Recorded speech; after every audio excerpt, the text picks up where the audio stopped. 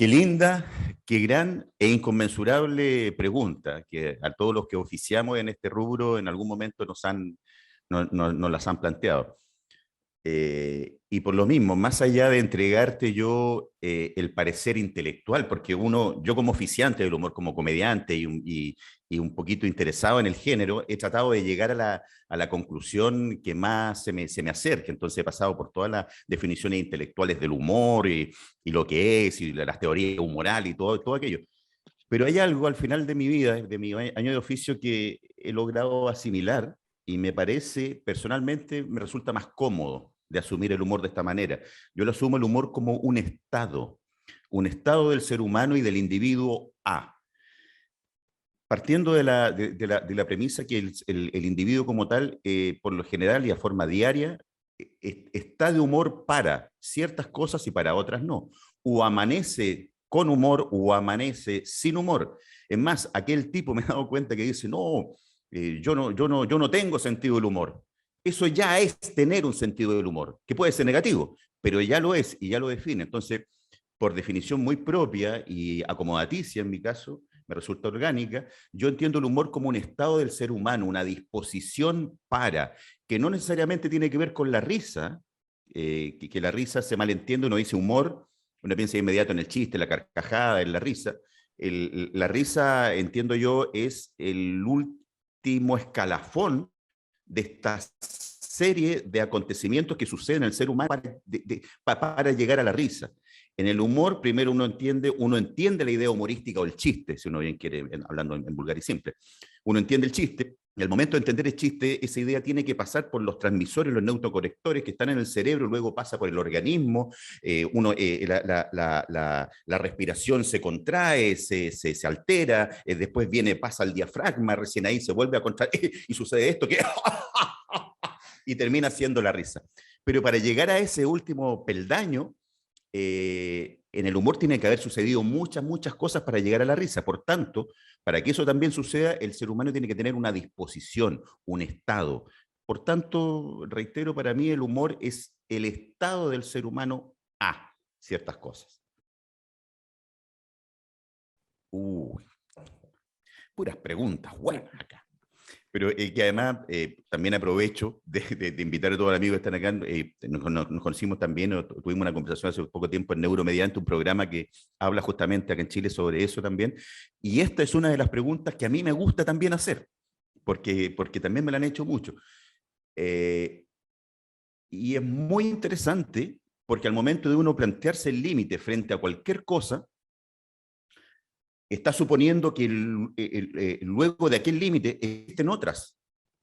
De hecho, si nosotros decimos que Chile llega hasta tal punto, significa que más allá comienza Argentina, te lo pongo en forma muy cotidiana. Entonces, lo bonito y lo que a mí me interesa también es saber qué hay más allá de ese límite del humor, porque en la medida que nosotros diferenciemos o establezcamos aquel límite, vamos a saber nosotros mismos a dónde llegar. Pero yo personalmente todavía no sé qué es lo que hay más allá de aquel o aquella rama, aquella raya del humor, para saber hasta dónde yo poder llegar. Entonces, luego de aquel límite, yo entiendo que en el humor existe el respeto o la falta de respeto, está, qué sé yo, la tolerancia, el buen gusto y una infinidad de cosas. Entonces yo creo que para poder comprender el límite es importante saber dónde comienza lo demás, lo que sea que haya. No, yo creo que no lo ha estado nunca y no lo va a estar tampoco. El humor entendiéndose como una expresión de una sociedad, va cambiando de la misma forma que va cambiando la sociedad. Lo que pasa es que a ver, el tipo de humor está en peligro y está muriendo, porque están haciendo otro tipo de humor. Entonces, los que se quejan, creo yo, lo hablo desde el oficiante, desde el punto de vista del comediante, los que se quejan que el humor está muriendo es porque se quejan que está muriendo su tipo de humor que ellos vienen haciendo.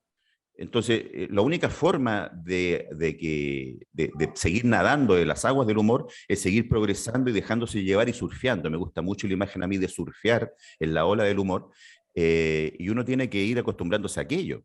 Pero el humor no va a morir nunca, es inherente al ser humano. Y aquí haces un poco de sentido, te lo engancho con la primera pregunta tuya, ¿cuál es, qué es el humor? O sea, no va a morir nunca porque el ser humano siempre va a tener un estado para enfrentar las cosas. Y no va a estar en peligro. Es quizás, tal vez, una de las pocas y únicas cosas que no van a morir nunca. De una preponderancia suprema, la entiendo yo. Ya que estamos acá conversando en estos minutos, es porque a ambos nos apasiona y nos mueve la comprensión del humor y todos sus factores.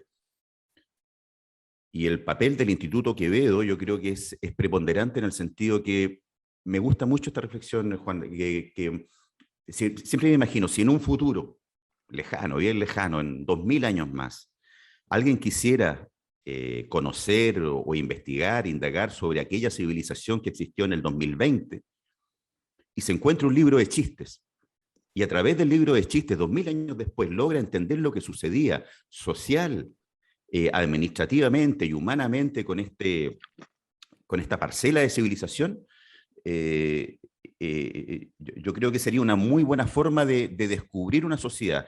¿Qué te quiero decir con esto? Que todo estudio que se haga respecto, análisis sistemático, como lo hace el Instituto Quevedo, es fundamental para poder entendernos nosotros en un futuro.